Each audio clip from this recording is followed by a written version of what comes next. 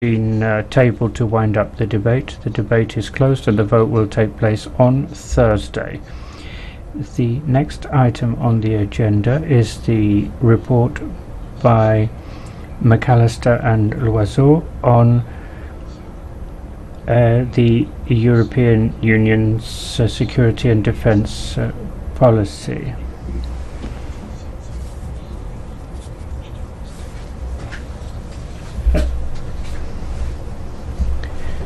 At this point, I should say all the things I usually say about blue cards and voting and so on, because I think you're aware of it all. David McAllister has the floor.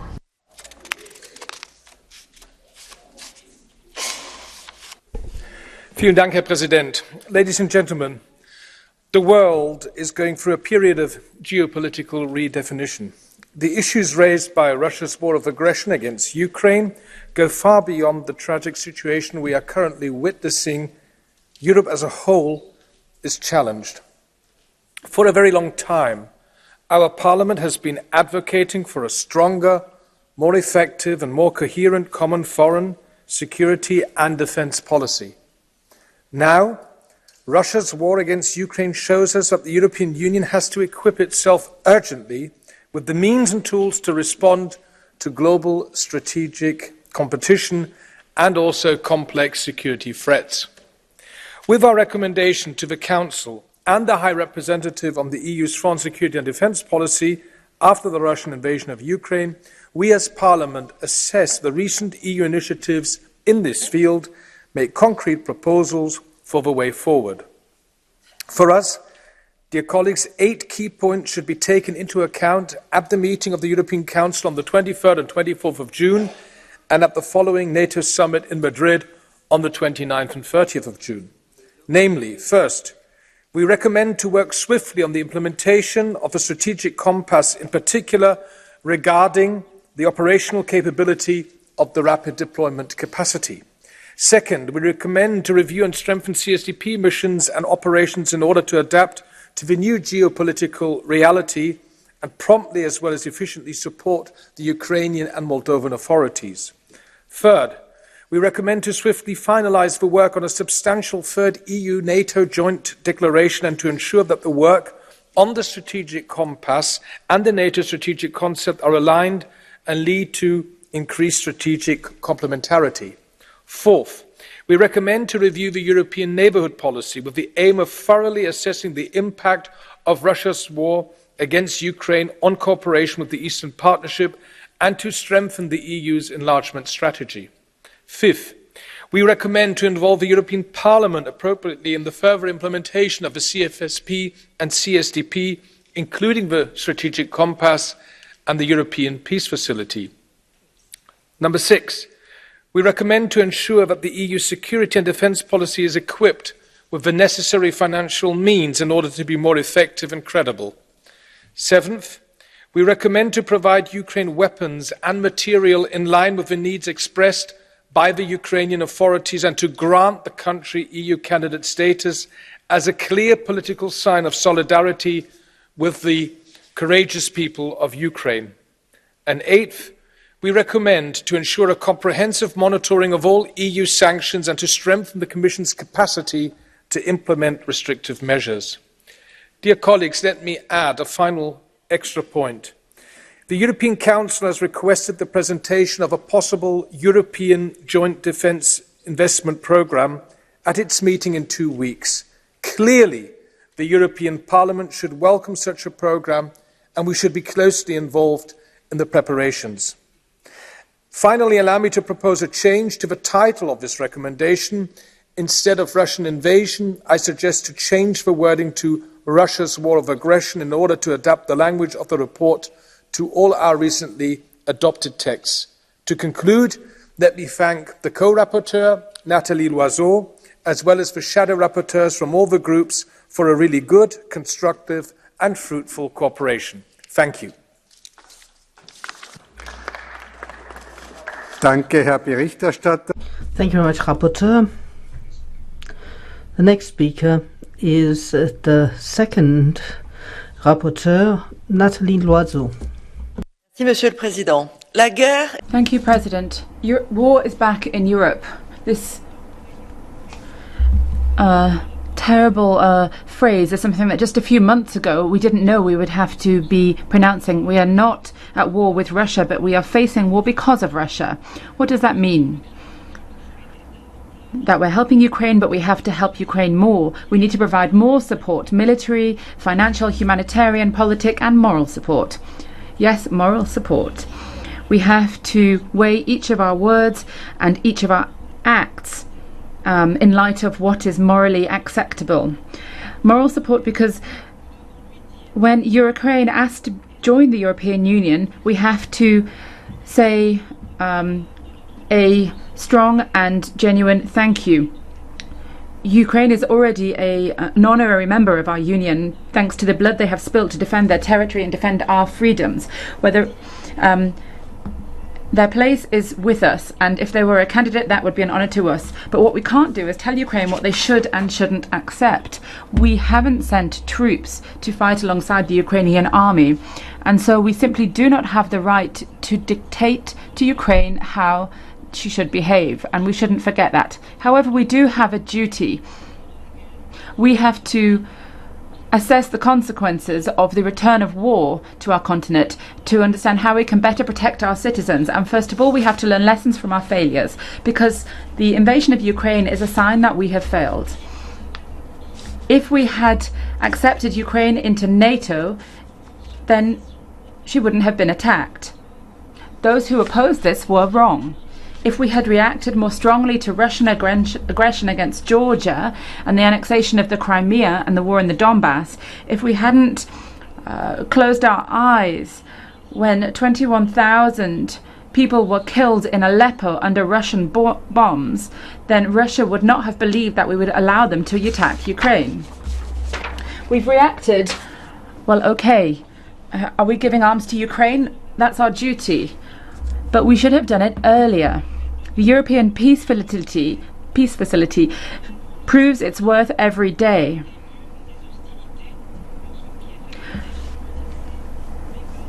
We should have started it before the beginning of hostilities, when Kiev was threatened. But we were still arguing over millions of euros worth of equipment, not even lethal equipment. Today, I think that if we were to ask whether we acted quickly enough and did enough, then I think the response would be tepid, to say the least. So we have to work together to buy arms where we and our partners need them. What we did for vaccines, to buy them and produce them together in Europe, we have to do the same for equipment that will protect Europeans. The Commission has made some initial proposals and they're going in the correct direction, but it's only a start. Personally, I would suggest that we need to go further and to move towards a Buy European Act when it comes to military equipment.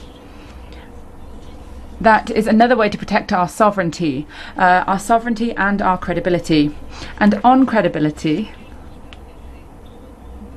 what can we say 3 months after the beginning of the war in Ukraine? The European Union has adopted 6 sanctions packages towards Europe, and this is unprecedented in terms of how strong this stance is towards an unprecedented aggression. But we have to continue to remain united. Yes, but we cannot confuse unity and unanimity. We are moving forward at the pace of the slowest of our 27 members. The oil embargo has had a huge majority amongst many of us. How much time did it take for the Council to adopt it unanimously? This rule of unanimity has to be abandoned. That's what this Parliament thinks. That's what our citizens who spoke during the Conference on the Future of Europe have said. And that's logically what me and Mr. McAllister request in the recommendations we have drafted together. One final word. Denmark has just joined the Defence Union. I would like to thank the Danish people for this choice. And for their part, Finland and Sweden want to join NATO. I fully support them in this, and I would officially urge the Turkish president to stop putting obstacles in the way. Stockholm and Helsinki can count on the full solidarity of members of the European Union under Article 42(7) of our treaty. If we need any proof that European defence and NATO are not in contradiction with one another, but are actually complementary, then we have it in front of us. Thank you. Merci, Madame. Thank you very much. For the Commission, Vice President Dombrovskis.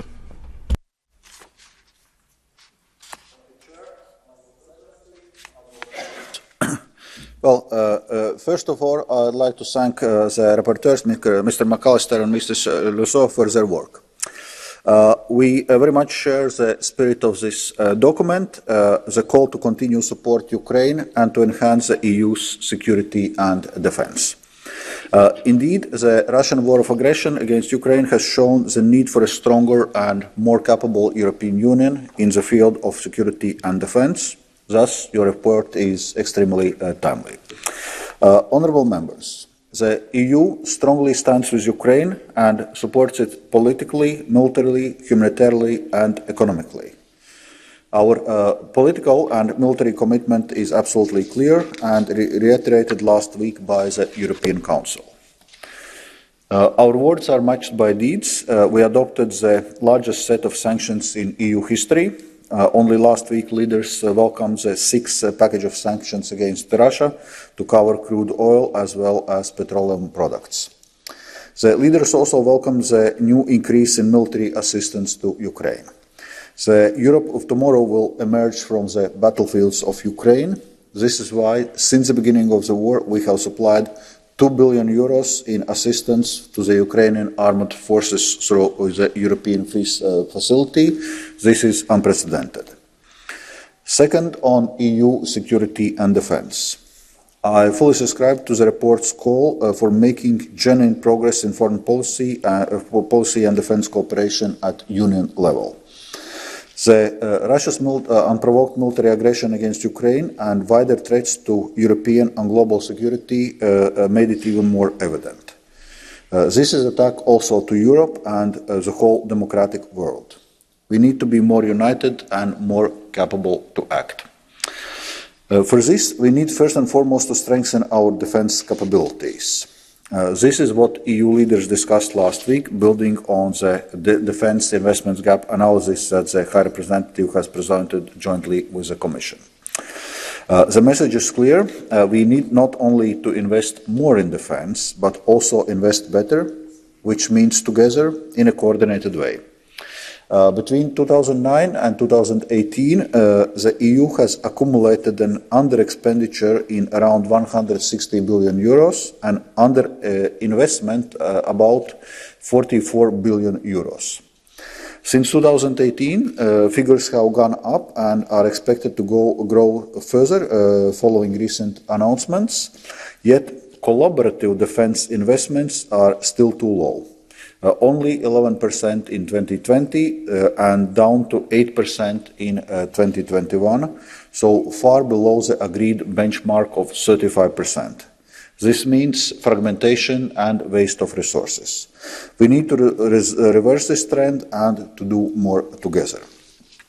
The joint communication puts forward a number of proposals to do so, starting with joint procurement. The European Council has tasked the Council to take the work forward, and as a chair of the FAC Defence, the High Representatives intends to do so without delay. The European Defence Agency will continue to play a central role in supporting Member States in their efforts to strengthen their military capabilities, working closely with the Commission. This is also part of the broader work in the framework of Strategic Compass adopted in March, which provides the backbone to our security and defence efforts. As you know, the Compass contains over 80 concrete actions that will allow us to make a quantum leap forward in security and defence. Work is well underway, including on many of the topics mentioned in your report, such as operationalization of the rapid deployment capacity, the use of Article 44 to increase our flexibility and swiftness of action, or to increase the resilience of the EU and our partners. These are just few examples of areas where much progress is taking place as we speak. Honourable members, the war is not over yet, but we can clearly say that Putin's and Russian regime strategy has failed. Instead of toppling Ukrainian government, it strengthened it. Instead of dividing the EU and NATO, it has united them. As rightly pointed out in your report, NATO and EU have never been so firmly united. Last week, Danish citizens decided in a referendum to abolish the defence opt-out. Finland and Sweden have applied to join NATO. These are just recent examples of interest in the further progress on EU security and defence and on strengthening NATO as defensive alliance. These decisions will bring additional strength and unity to NATO and our common security defence policy and defence initiatives. We are doing precisely what the report calls for, enhancing cooperation with partners, in particular with NATO. Since the first day of Russia's invasion on 24th of February, the EU and NATO has demonstrated political unity and complementarity of efforts. We are in very close cooperation with our international partners to respond to Russia's military aggression against Ukraine and its civilians. It could not be another way because the stakes are too high. Thank you. Danke, Herr Vizepräsident. Wir kommen nun. Thank you, Mr. Vice President. We now go on to the speakers from the groups. First of all, Ms. Ukraina Rasa. Dear colleagues, thank you for this report and your efforts. The future of Europe's security will depend on the democratic world overcoming the brutal Kremlin's regime and Russia becoming normal, non-aggressive state. This requires, first of all, acknowledging the fundamental mistakes that have been made so that we do not repeat them again. The Western world has not taken seriously Putin's plan to destroy democracies. The biggest mistake was engagement with Putin's regime. Lessons must be learned. Secondly, those who say that Russia under Putin must not be humiliated as Germany was humiliated after Versailles are misleading. Today we face Hitler's analogy, who grew out of Stalin's unacknowledged crimes and evaluated crimes. The situation now is similar to that of Hitler and Stalin's war in Europe, so we must now defeat Putin as Hitler was defeated. Eliminating the main threat to the security of the entire European continent is our most important task. This requires helping Ukraine to defend its territory and not being afraid to believe that Russia can be different. The war criminal Putin must be isolated. To have different Russia, current regime must be defeated. I have a feeling that some countries of Europe are frightened of Ukraine's victory and intend to repeat the same mistakes. If they continue to save face of the brutal Kremlin's regime, our efforts to build up our own security capabilities will never be enough. Thank you. Für die Sozialdemokraten. For the Social Democrats, Mr. Pedro Marquez, 2 minutes. Thank you, President, Mr. Vice President, dear David, Natalia, the rapporteurs and colleagues. Following the Russian war of aggression, the EU has rapidly adapted its foreign security and defense policy to support Ukraine and press Russia to end this invasion. But EU policy needs to reflect a new reality for the future, for its strategic and long-term policies. With the adoption of this report, the Parliament makes important recommendations to the HRVP, to the Council, on the future of the foreign security and defense policy after the war. Our group was able to influence the report, we think, in a holistic approach. Our vision for the foreign security and defense policy is multidimensional, with human rights, human security, and the respect for the international law at its heart. But we did not shy away from the defense dimension. As the Russian invasion of Ukraine shows, we need to be prepared for what we do not desire or deserve. The recommendation is built on the recent developments, including the adoption of the strategic compass, calling for its swift implementation as a starting point for implementing a common EU defence. We call for the introduction of qualified majority, as Natalie referred, for certain foreign policy areas to increase effectiveness of our EU foreign policy. And we value the cooperation with like-minded partners around the globe, especially NATO allies, to maintain the strongest possible unity in defence of the rules-based international order, to promote and to defend peace, democratic principles and the respect for human rights. We do not forget the importance of the neighbouring policy in the promotion of democracy, stability, peace, economic development and the respect for human rights. We hope this recommendation to be heard by the European Council, even if the Council is no longer represented in this debate, and we certainly hope this recommendation to also reach the NATO summit soon to be held. Thank you. Thank you. Frau Chair Katalin, the floor is yours.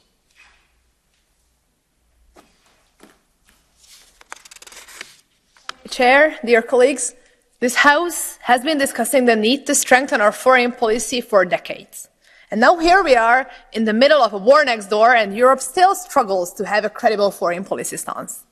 We are still very far away from our desired strategic autonomy and we still rely on third parties to provide for our own security and we are still being held hostage by the ability of a single member state to veto. Colleagues, Europe is home to some of the most developed democracies in the world where human rights and rule of law reign supreme. So tell me, colleagues, why don't we have the right tools to defend these values if they are threatened by malicious actors? Of course, this is not to say that there have not been improvements. The EU's immediate reaction after the Russian invasion of Ukraine was impressively quick. The CSDP, PESCO, and the debate around the EU army are very much welcome developments. But honestly, tell me, colleagues, are they enough when Russia is knocking on our door, openly threatening our member states? The quickest solution is to scrap the unanimity rule in Council. It really is that simple. We wasted an entire month with sanctions. For 1 month, we put our indecisiveness out on full display. And what was the outcome? The perception that one member state won and the EU as a collective lost. It's time to get serious about ending unanimity.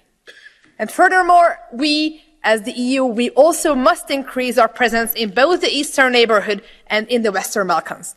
The EU must position itself as the only viable alternative for accession or candidate country's future. And I refuse to believe that these are impossible goals. We have a window of opportunity now. I hope both the Council and Commission recognizes this. And as always, the Parliament is ready to do what it takes to put the EU in the forefront of global foreign policy. Thank you very much. Thank you very much. Unsere nächste Sprecherin ist Frau Gramont. The next speaker is Viola von Kramon-Tabadell. Herr Präsident, Mr. President, dear rapporteurs, President, rapporteurs, Ukraine, the world changed, and Europe changed with it. This brutal invasion reminds us of some obvious facts. The peace we have enjoyed in the EU for almost 80 years should not be taken for granted. This, for European history, unprecedented peace was fought hard. It was earned by brave soldiers fighting the German Nazis. Now the Ukrainians are fighting another fascist regime to make sure that people in Europe live in peace. To succeed, they need a strong, reliable and resilient Europe. The EU is more than just an economic giant. We need to learn to stand up for ourselves instead of depending mainly on our transatlantic partners. We should unite the efforts of every member state to guarantee our common security, the security of our closest partners, and uphold the international rules-based order. Thank you. Danke vielmals. Zu Wort gemeldet hat.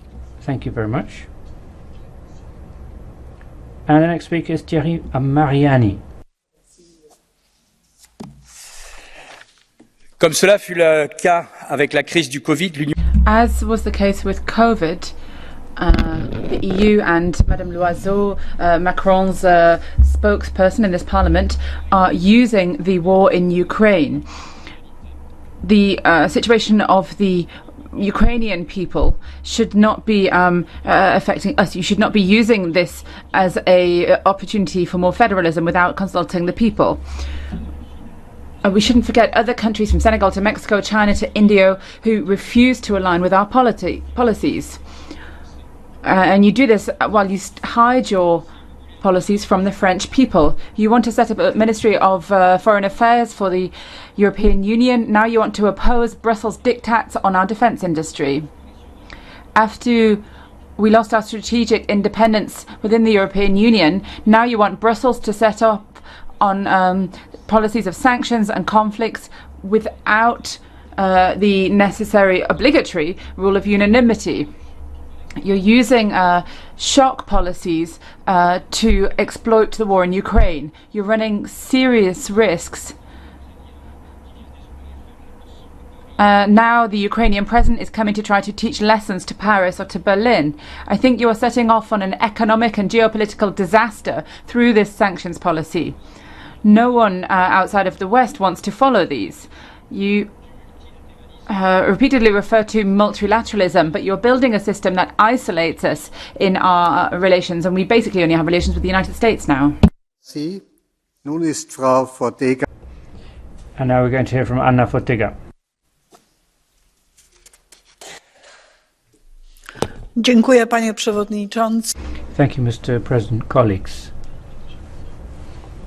In August 2008, Russia carried out an unjustified, unwarranted aggression against Georgia. It happened during the French presidency. Countries like the United States of America and EU countries in my region, under the leadership of President Lech Kaczynski, were the ones that supported Georgia in defense of its independence. In the European Union, we tended to our official line tended to find both sides guilty. History is repeating itself. Russia, during the French presidency, has invaded Ukraine, and again, the people that are helping are the United States of America, the United Kingdom, and the countries of my region, with Poland playing a major role, not just in accepting refugees. We're also a hub in all matters, humanitarian and military logistical.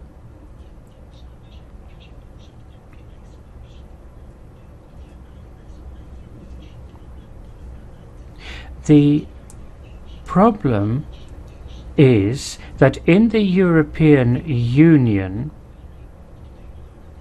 the slowest are all the most powerful, and that's why I'm against qualified majority voting. Thank you. Next is Manu Pineda. Gracias, Presidente.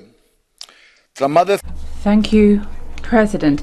Over 100 days since the Russian invasion of Ukraine, aggression that we have condemned since the very first moment, the European Union faces an important decision. It can opt for the route that this report suggests, a path of confrontation and military escalation, or for an alternative position which we have put forward and brings an alternative way out. After decades of pressure and bullying against Russia by the US and NATO, using the EU as a tool in the service of their objectives, we have reached a scenario that everyone says they don't want, and yet which some people did dream of. The sanctions policy of the European Union is hypocritical. We buy the same Russian oil, but now we pay additional costs to India because we buy it from India instead of Russia. The sanctions are not paid for by Putin, they're paid for by our people, with unprecedented inflation that we haven't seen for 40 years, while the ruble is appreciating by 35% in comparison to the euro. Industrial sectors and the farming sectors are suffering from the effects of these sanctions through shortages, for example, of steel, cereals and fertilizers. Before moving to conflict, before escalation, the European Union should work to resolve conflict. It has to work with the UN to look for political and diplomatic solutions. We want to see the EU protect refugees regardless of their passport and defend liberty and freedom of opinion and freedom of information. We want finally for the European Union to build peace rather than fueling wars. Nach den 7 Fraktionssprechern darf ich jetzt. Thank you very much. After these 7 speakers on behalf of the political groups, I give the floor to Mr. Kolakušić. Dear colleagues, dear citizens, the external policy, security and defense policy of the European Union is something that could today be described in one sentence.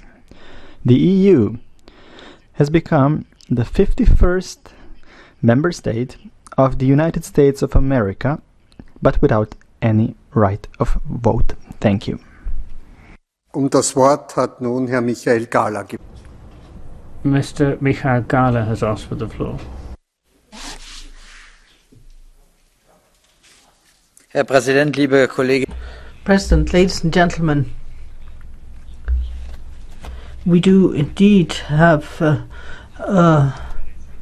need to adapt our security and defense policy given the attack of Russia on Ukraine, which is against all international law and with terrible destruction. The US is committing itself, but we as Europeans have to make sure that we're going to be there when the Americans are not prepared to do so much for our security. When we need to spend a lot more in our budgets for defense, we've got to use economies of scale in the context of procurement of the armaments that we need, because we will be working together. Interoperability is very important, but in the immediate, what's essential is to deliver anything we can, anything we decently can to the Ukraine. So I support, or rather I oppose the attitude of the German Chancellor, who does everything to delay things and to make sure that that Ukraine does not get enough. We heard here in Vilnius what Germany said to the request from Spain to deliver Leopard tanks. Every day of delay is used by Putin. We should not allow this. Ich erteile Herrn Sven Mikser das Wort. The next speaker is Sven Mikser. Three brief points. First, the implications of the Russian aggression against Ukraine for European security are really profound, and that's very well understood by our people, as best reflected by the Finnish and Swedish government's decision to apply for NATO membership, but also by the Danish people's decision at the referendum to lift their opt-out on EU defense. So our people really believe that we need more collective security. The second implication is that large-scale conventional war has made a very forceful return to the European continent, and we need to prepare for that, because clearly we weren't sufficiently prepared when this aggression was launched, neither when it comes to defending our own countries against such a threat, nor when it comes to delivering assistance to our partners. Even, let's be honest, our very good strategic compass deals more with the botched evacuation from Afghanistan than it deals with scenarios such as the conflict we are seeing right now. And finally, we must be honest, Putin's Russia is ready to take much more pain as a price for its adventurous effort of restoring an empire than we previously thought. So we need much more concerted and sustained effort to make sure that we are able to weaken Russia's economy and military machine. Thank you. Unser nächster Sprecher ist Herr Monier. The next speaker is Munir Saturi. Monsieur le Président, chers collègues. President, ladies and gentlemen, Putin's war of aggression against Ukraine shows us how important it is to have a Europe of security which can assure peace. The investment in defense must be sufficient to assure our security. We've got to make sure that we coordinate so that we can overcome any shortfalls. More than ever, member states should stop their fragmented approach, which simply benefits the arms industry. Finally, we've got to invest politically and financially in peace and non-proliferation. The war that's striking the Ukraine should make member states be more responsible and to come up with a stabilizing and consistent strategy for defense. Bitte Herrn Bernhard Zimniok zum Reden. Thank you very much, and now I invite Bernhard Zimniok to take the floor. Herr Präsident, die EU will im Ukraine-Konflikt.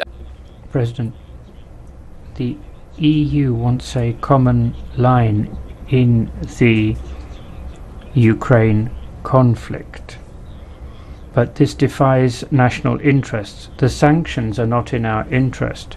In Germany, rising energy prices are exacerbating the already absurd effects of the energy transition. Support for Putin is strong among the population and the oligarchs. According to Bloomberg, raw materials are earning Russia more money now than before the war. Anyone who supports these sanctions is strengthening Putin and damaging our citizens.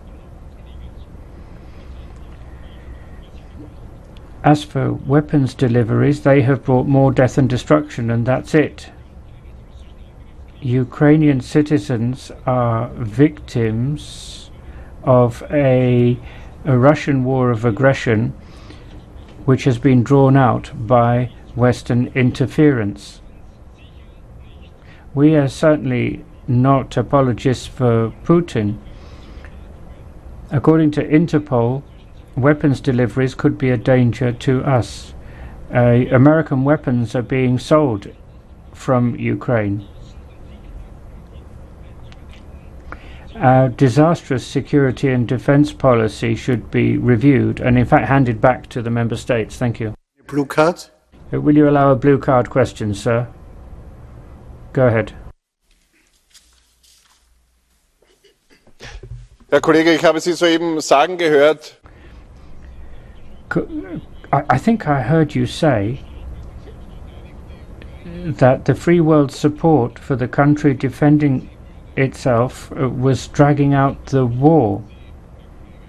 And so my question to you is, what is the outcome of the war you seek? What do you think things should look like after the war? Based on the view of many experts, these experts think that this war is not going to end in the way Zelensky wants it to. So Ukraine is not going to be what it was on the 24th of February. We have to look at the situation in the eye. Russia is a nuclear power. We cannot beat it into a corner, leading it to take incalculable measures.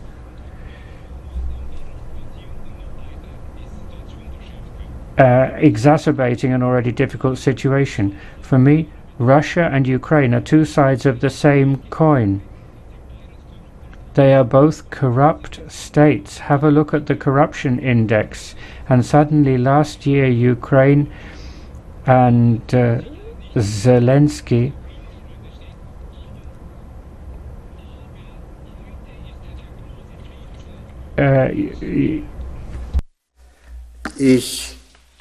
the speaker is... The speaker's microphone is cut off. I cannot see Mr. Vashchikovsky. Yes, thank you, Chair. There you are. Although we are protected by NATO and US nuclear umbrella, security is not granted forever. This is always a need to discuss, enhance and strengthen security. Time is good for the report on security. The conclusion of this report is in a time of war inappropriate and somehow wrong. In time of war, it's a time for unity, united response to aggression. But what we have instead, we have hesitation in some capitals like Berlin and Paris, ideas like strategic compass, European autonomy or QMV. In time of war, there is no time for experiment, no time for emancipation from transatlantic cooperation, and no time for federal experiments with QMV. Just without the QMV, we adopted already 6 packages of sanctions, but we cannot accept the delivery of weapons to Ukraine. Thank you. Thank you very much. Herr Potenga Mark, you are the next one.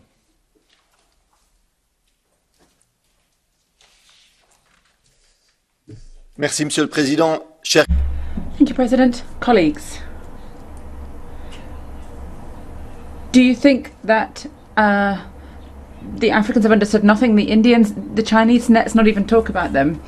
You're infantilizing half the world in this text. You think that half the world doesn't agree with EU policy when it comes to Ukraine and Russia, and you say you're going to explain to them that the Russian war in Ukraine is a mistake.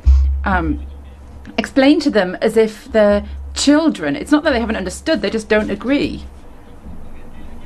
We need more diplomatic efforts to stop the war. We have to look at the negative impact that your sanctions are having on workers around the world. And then Europe, once again, is using double standards. If Russia attacks Ukraine, then there'll be sanctions. But when the US bombs Iraq, no sanctions. When Saudi Arabia bombs Yemen, no sanctions. When we, the EU, bombs Libya, destroys Libya, no sanctions. And when Israel colonizes Palestine, no sanctions. It's double standards, it's hypocrisy, and that's what the people of the rest of the world blame you for. And if you have to start to listen to people. Thank you. Thank you. Das Wort hat nun Herr Radosław Sikorski gebeten. Radosław Sikorski is the next speaker. Panie Marszałku, Wysoka Izbo. Mr. Speaker, honourable members, last year, speaking from here, I asked what disaster has to happen for us to take European defence seriously. Putin, with his aggression against Ukraine, has exceeded even my expectations. The United States of America was up to the task. The European Union did more than I expected, and I want to thank the European Commission through its Vice President here. But we need more. We need a defence union, we need rapid reaction forces, we need more conventional forces, stronger cyber forces, we need more arms for Ukraine, we need common procurement. We need war crimes in Ukraine to be punished. I would consider majority voting in some areas, for example sanctions on individuals. I don't think a single country should be able to block sanctions like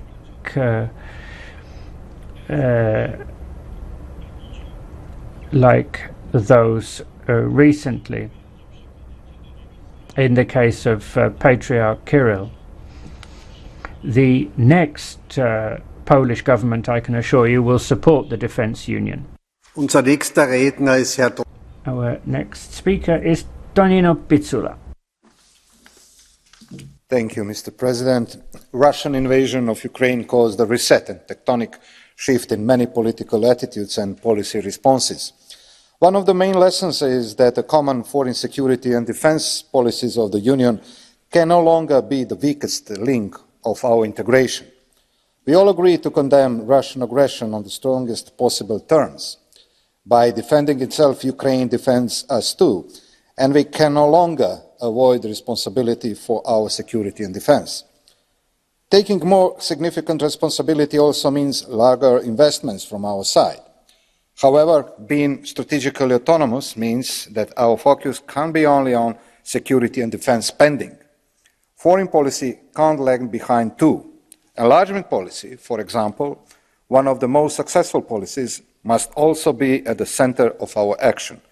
The credible perspective of enlargement and merit-based regatta approach must be our political response already at the next Council meeting in 2 weeks. Thank you. Thank you. Ich bitte nun Herrn Kollegen Milan Mon. And now Francisco José Milan Mon. Thank you, President. The Russian invasion of Ukraine has put us ahead of a more complex geopolitical situation. We're seeing increasing polarization, and we're seeing rivalry and antagonism. In this backdrop, the European Union has to be an effective international player, one that is able to defend its values. We need to have a strong and determined defence policy. And these are part of the report that we are discussing. I would like to congratulate the rapporteurs on their work. We have to guarantee close cooperation and coordination between the European Union and NATO. The upcoming NATO summit in Madrid has to show that we are aligned, and there are a number of points in the resolution that set this out. It's important for the High Representative to carry out diplomatic offensive in all of the member states that are against the United Nations resolution against Ukraine. We have to work together and ensure that we speak with one voice in the international stage. We want to see more support internationally for our sanctions against Russia, but I think it's quite worrying that the President of the African Union asked for an end to sanctions against Russia. We also want to ensure that we set up a defence council against Europe, and that they should meet. Defence ministers should meet institutionally on a regular basis. More than ever, we need ongoing political dialogue in order to ensure that when it comes to external and defence policy, we are working with the United States. A lot of the disparities between analysis and intelligence and about Ukraine could have been avoided. Thank you. Thank you. Der nächste Redner ist Herr Cimošević. The next speaker is Mr. Cimošević. Trzy krótkie uwagi. 3 brief points. Firstly, the democratic West must continue to help Ukraine, which is the victim of Russian aggression, and the aggressor must face new sanctions. The support of our populations could be eroded by fatigue and Russian disinformation. Secondly, Russia must not be rewarded for its actions. Under no circumstances can Ukraine's territorial integrity be violated. Thirdly, we've seen very clearly that Europe is not able to defend itself and its immediate surroundings without the United States of America. At the moment, there is no strategic autonomy. We cannot do without NATO. Nun Herrn Lukas Mandl das Wort. The next speaker is Lukas Mandl. Dear President Othmar Karas, Commissioner, colleagues, with this plenary week and this vote, the European Parliament, on behalf of the people of Europe, will send a clear signal for the security of the Europeans of this generation and for generations to come. Security means that we have to invest more in defense. Security means that we have to use structures and to strengthen these structures like the European Defence Fund, like the strategic compass, in order to contribute to our strategic autonomy. Security means that we have to unify the free world, the so-called political West. We have to align with our partners, our largest partner, the United States, and all the partners around the globe, because contributing to the free world means to contribute to freedom of people. Security doesn't mean to militarize society. Security means to have proper armed forces in order to make proper dwelling possible, proper studying, learning, education, work, and everything else that's about our societies we like so much and we defend. Unifying the political West also means to contribute to recognition of Kosovo, for example. Unifying the political West means to confront also domestically Hungary in our European Union. Within Europe also to confront Serbia with its obstacles sending to the process of unifying the political West. And unifying the political West and contributing to security also means to solve our issues within our societies. We have heard today one of our colleagues mentioning it would be two sides of the same medal when it comes to Russia and Ukraine. No, that's not true. There is one aggressor and there's one victim. And we are on the side of the victim, on the side of freedom, of human dignity, democracy and rule of law. This is it, what we have to do. We welcome Denmark in the common security and defense policy this very week after this great referendum there, and we will continue contributing to unifying the free world. Danke, Herr Kollege. Thank you very much. The next speaker is Ms. Mia Petra Kumpula-Natri. Chair, Commissioner, colleagues, security environment in Europe fundamentally changed when Russia started the illegal and brutal attack against Ukraine. We stand with Ukraine. But facing situations like this, we need to make progress on the EU foreign, security and defence policy as well. We need cohesion and effectiveness of the EU external actions. And we need European Union and solidarity also among the member states. Solidarity and mutual assistance clauses in the treaties are very heart of the Union's security policy and may not be empty letters. Also, the strategic compass adopted earlier this year provides very good basis for developing EU security and defence policy. The consequences have been very profound. It has led Finland and Sweden to seek NATO membership, and in May, 2 countries submitted the applications. I hope you can support the amendment that we call swift adoption of these memberships in the EU countries that are NATO members, as we did earlier in the vote today. Thank you. Mr. Antonio Tajani, former President of the European Parliament, the floor is yours. Grazie, Presidente. Thank you, President.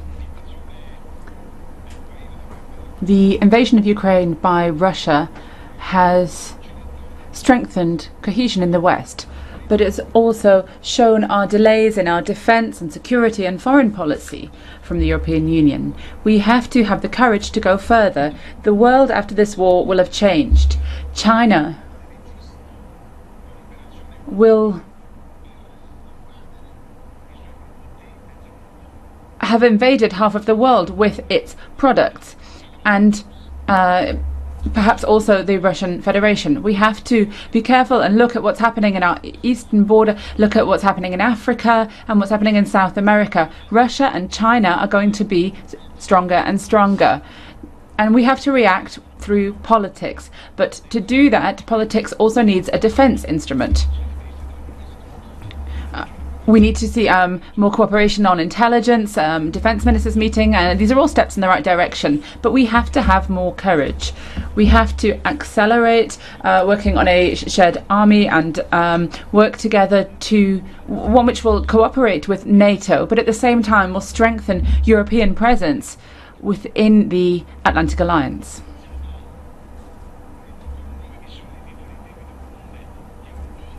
We need to have finance this through Eurobonds and have a European fund for defence. We need a European Commissioner for defence. in order to coordinate policies and optimize investments, including in research.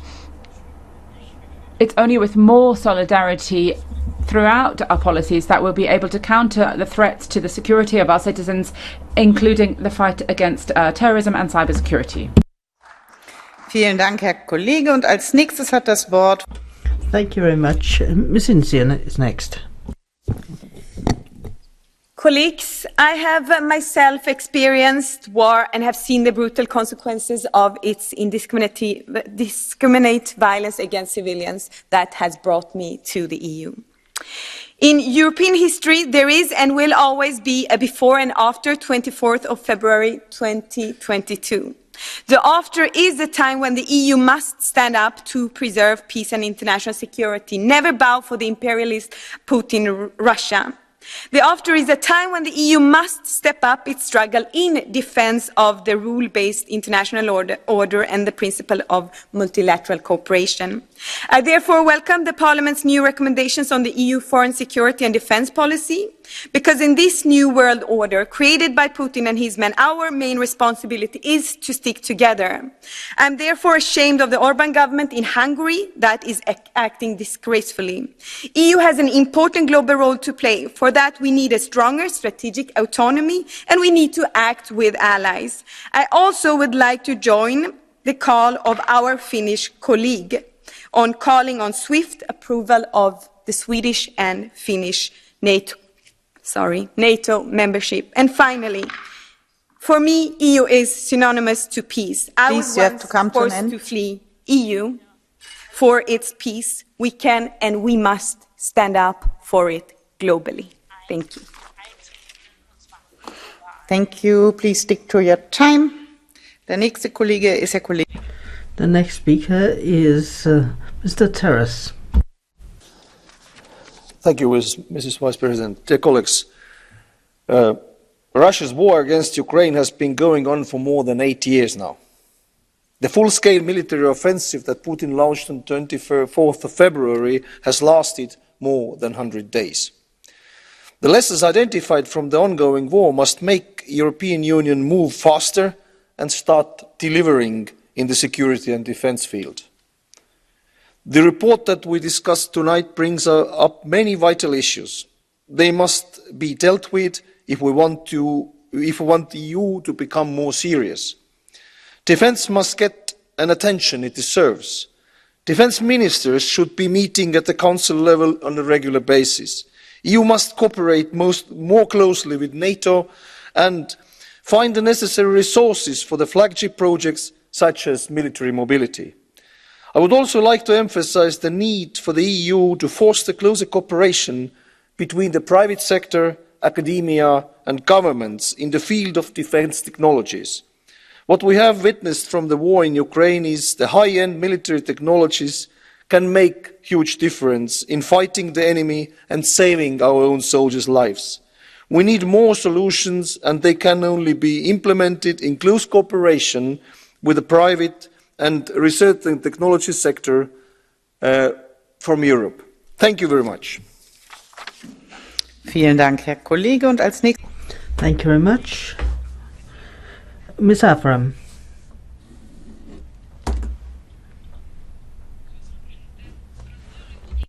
Thank you very much, Madam President. Putin's war is a war against our values.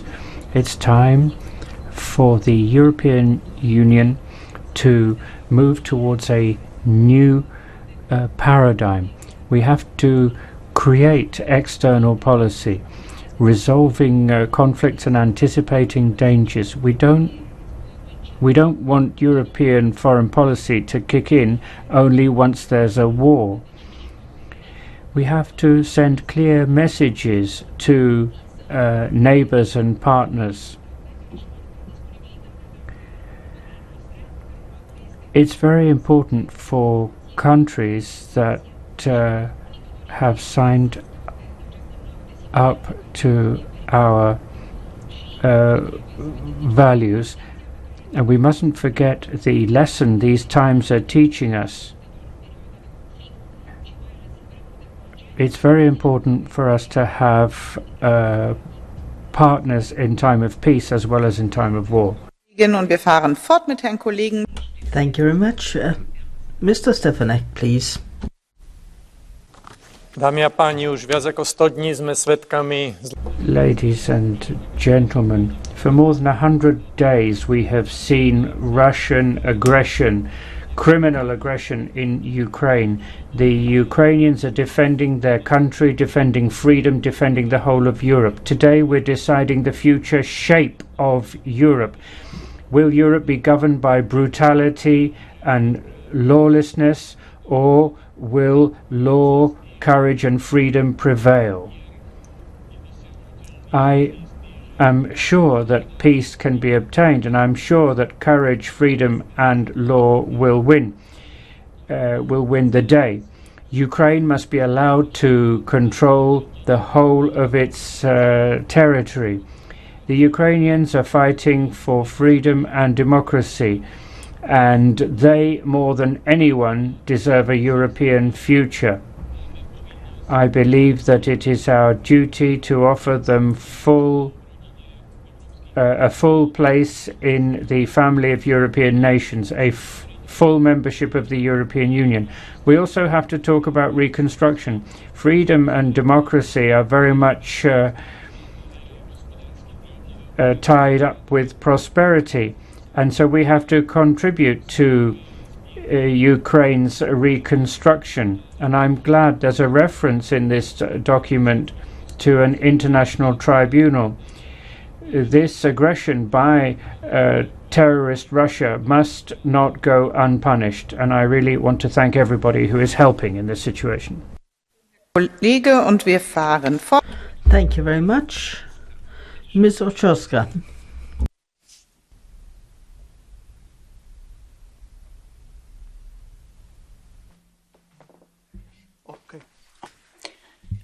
Unia Europejska zdecydowanie potwierdziła. The European Union has expressed its support for the territorial integrity, independence and sovereignty of Ukraine. In the Versailles Declaration, we recognize the aspirations of Ukraine and granted it candidate status as an expression of solidarity with the Ukrainian people. However, we must not stop at declarations. Prosperity and economic stability are also necessary. I very much welcome the idea of a common procurement, which will improve defense potential. I hope weapons will not need to be used, but I think that the future of Europe and the rest of the world is only safe at peace. Ukraine needs military and humanitarian help and investment in reconstruction after the war that can include the confiscation of Russian assets. A free and strong Ukraine is good for Europe's security. There are 140 wars and conflicts around the world. Europe can help to stabilize the situation in war zones. Together, we can ensure that the world becomes a fairer place where human rights are respected. Frau Kollegin Sofko, bitte schön, Sie haben das Wort. Thank you very much, Ms. Sofko. I would like to comment the report, the follow-up report of Mr. McAllister, Madame Nathalie Loiseau, on common foreign security and defense policy after the Russian invasion of Ukraine. There's nothing much to say. We had the strategic compass that really clarifies our position, European Union position, how we should form our future security and defense policy. We have Althea operation, and we have the consequences of the war. In this Parliament, I would like also to raise awareness that what we are lacking really is preventive diplomacy. Preventive diplomacy is the key to resolve the issue, preventive diplomacy is the key to stop the crisis. For example, today we had the imposition on the election financing of Bosnia and Herzegovina future election. 25 years after Dayton-Paris peace agreement, we still have half a sovereign country. So there is no prevention diplomacy. What is happening with other frozen conflict areas? So please, dear colleagues, try to do preventive diplomacy. As somebody who has gone through the war, I know that war does not resolve anything. Thank you. Ganz herzlichen Dank. Thank you very much. That brings us to Catch the Eye. I have 6 speakers, and looking at the clock, we can do all 6 as long as we stick to the time. Mr. Marcellus, 1 minute. Honorable Commissioner, colleagues, I would like to stress 3 essential things we have mentioned throughout 100 days of war already. First, Ukraine needs effective modern weapons. Needs today, better would be yesterday. Postponing means losing lives of Ukrainian soldiers and of peaceful people. Second, sanctions towards Russia. We need full embargo for coal, oil and gas. And third, Ukraine is the part of Europe and frontline defending democracy. So the candidate status is to be granted for it. Finally, about wording, we should not be afraid to use the term genocide, because all signs of it are evident, and I agree that the title should be changed. It is aggression of Russia towards Ukraine. It is clear for all the people of goodwill around the world. Thank you. Vielen Dank, Herr Kollege. Thank you very much. Mr. Mavridis, 1 minute. Thank you, Madam President. The Russian invasion of Ukraine is an act of aggression to forcefully revise the European security order. Our response should continue to be united and firm against the specific aggressor, but also a time to move faster with common foreign security and defense policy based on common rules and common defense mechanism as stated in the strategic compass. Common rules, including the international law, such as the respect for UNCLOS and the powers of the International Criminal Court Charter. With common rules, whether the criminal and the aggressors is Russian troops in Ukraine or Turkish occupying troops in Cyprus, it's a gross violation of international law and a crime against humanity requiring the same treatment and the same punishment. Vielen Dank, Herr Kollege. Thank you very much. Ms. Daly, please. Much, President. The head of the African Union calls for an end to sanctions because people in Africa are dying, and an MEP comes in here and bemoans it. I have to say the arrogance is striking. Russia's invasion was a godsend to the worst elements in European politics. NATO dodged being obsolete, the arms manufacturers are getting blank cheques, and the Eastern European far right got to bully the rest of Europe into prolonging an unwinnable war against a nuclear-armed neighbour. But the 100 days of hysteria are dying down. Fractures are emerging slowly, too slowly. Western Europe is coming to its senses. Scholz and Draghi want to build peace. Macron is against humiliating Russia. He wants exit ramps. But the extremists in Eastern Europe, backed up by the United States, are happy to see Europe wrecked in order to undermine Russia. We don't need more of this lunacy. We need a change of tack, not to deepen it. We need to end this death drive. We need diplomacy, de-escalation and multilateralism. Vielen Dank, Frau Kollegin. Wir fahren fort. Thank you very much. Mr. Alexandrov Yakovlev. Благодаря, госпожо председател. Thank you, Madam President. The regime in Kremlin accepted the European culture of peace as a lack of decisiveness and started the war. And for a long time, our response was not adequate. If Ukraine had this status of a candidate member of NATO, probably Russia wouldn't have started the war. But now, what is most relevant is the victory, because peace always comes after the victory. For the victory, however, we need weapons and strict sanctions. As Mr. McAllister said, we have to strengthen the strategy for enlargement of the EU.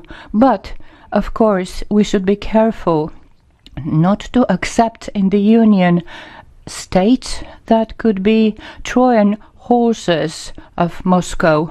And an excuse. Unfortunately, the Bulgarian government refused to send weapons to Ukraine. Thank you. Thank you very much. Stolikas, 1 minute.